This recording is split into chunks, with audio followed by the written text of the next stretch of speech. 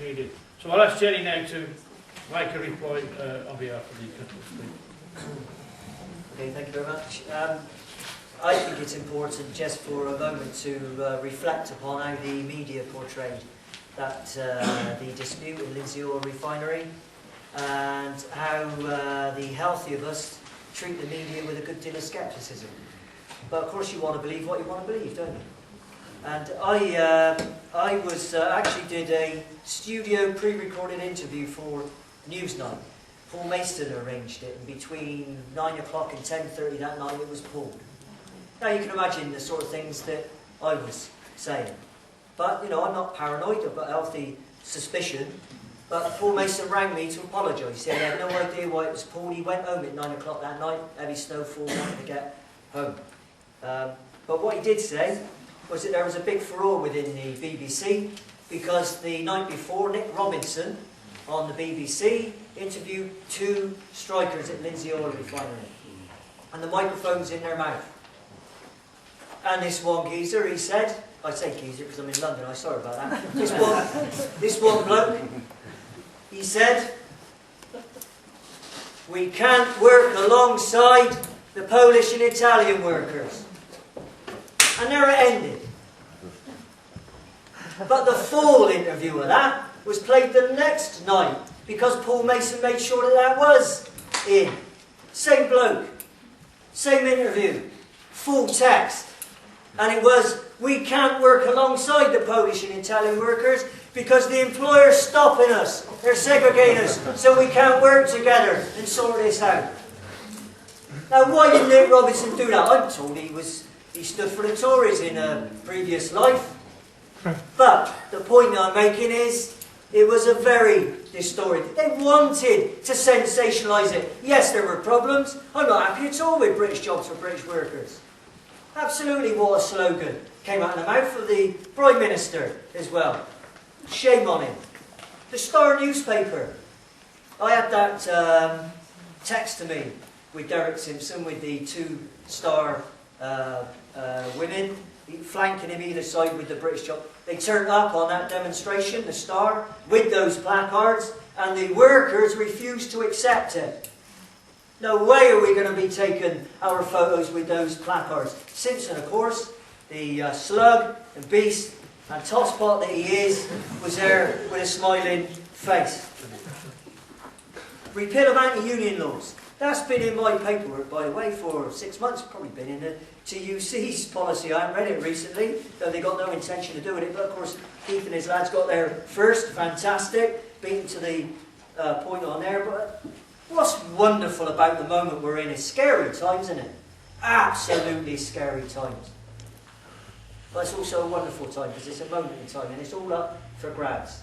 And last week proved that. It's all up for grabs. We can argue, and we should, about the nuances, because they're important. They could be defeat or victory. That is important. But never take our eyes off the real important struggle within it. You know, there's never been a better time to say scrap Trident, by the way. I bet that'd be a vote winner out there. £75 billion, you know, we'd all like a few quid of that. That'd be the schools, the hospital. We've said that for a long time. But now it cuts like never before. That's the opportunity that we've got. And it's in the paperwork that I produce, although some would say I'm not political enough. Mandelson, unelected, brought back by Brown, is now championing, masterminding, privatising the profitable bits of Royal Mail. I mean, you couldn't make it up, could you? Just when if you did a straw poll and opinion, however busy you were, going to work, going to shop, whatever, if somebody said, privatisation, good thing or a bad thing, and then you'd go and get your bread or whatever.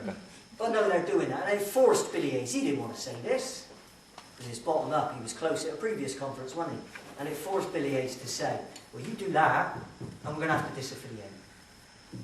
Well, part of me says, well, they do it then, you know, and you can disaffiliate. But no, the truth is that's going to be another struggle. I believe that struggle is going to be enhanced as a result of what happened last week. I believe that that struggle has enthused people to want to take part in actions. And do you know my campaign? My campaign, without question, has been enhanced by that strike of last week. Not by racists, not by the BNP, but by people who want to fight back. Want to fight back against the neoliberal agenda, the social dumping, the exploitation. We want to fight back. Fantastic how these things are coming together. I tell you, we are very far forward in the campaign that I'm in. It's a three-horse race. To use a metaphor like that, it's a three-horse race. Derek Simpson's star has been in the wait for some time, and I think he will not win. My view is, it's probably between Kevin Coyne and myself. I also say, and I offer no apologies, I think we'd be much further forward now if it weren't for Fairclough, the patsy, the right-winger, who'd never been to a left meeting in his life, but turned up to one, got the nomination, never had any intention of standing whatsoever, only to withdraw. His only aim, and put up by Simpson, was to keep me off the ballot paper. I think we'd be further forward now if it weren't for that, but nonetheless. When I'm asked to speak, or trade unionists as they are right now, with all what's going on around the world, at a Gaza demonstration, how proud and honoured and privileged, just like tonight. Do you think that makes me speak? By the imam of a local mosque, because he understands the importance of strong trade unions and the leagues. This election that I'm involved with has gone way beyond Amicus, and when the RBS workers that I would not have ordinarily rubbed shoulders with are debating about why should we pay for the mistakes of the bosses, and they do a room collection to put me on the next tube to wherever I'm going next. And when a single parent of 3 kids, a health worker in Peterborough City Council, as my partner rings me up before I came here today, she's opening the mail right now, well, probably ever since we've been together, but certainly right now, and there's a £10 cheque in there. How proud do you think that makes me feel, where this rep in a city council on very low wage, no doubt, wants to send me £10 for a furtherment and an advancement and a progressive and a victory for the, Unite Amicus section. I will wind up now. I'm getting emails from Rosa Luxemburg. I think I'd have probably had a better chance of communicating through a medium or a Ouija board. But anyway, I'm getting emails from Rosa Luxemburg tipping me off a wink. There's somebody in that office that's giving me information that's doing us a good deal of good. But people are coming to our campaign because of that platform, because of our arguments, like never before. Not in my brief history, like never before. But in what somebody says is what they do. And when Rolls-Royce victimised me, actually it was a strange way. It was a compliment. I must have been doing something right. When I was offered a job by Derek Simpson in 2003, I didn't take a second to refuse it. Not because I don't want to serve the union or represent workers. That's a desire I've had for 32 years. It's taken me a long time to come to this meeting tonight, and I don't mean the journey from Cambridge, where I came down with Mark Evans, who's been good enough to put me up, so that saves costs. 32 years it's taken me to come to this meeting tonight, to address you. That's how long I've been in the union. That's how long that I've wanted to represent the union. That's how much I want to be part of the union, and at the very top of the union, on an average wage, turning this pyramid on its head so it's bottom up and workers make the decisions instead of some general secretary. And this is the final word. Have I got a chance?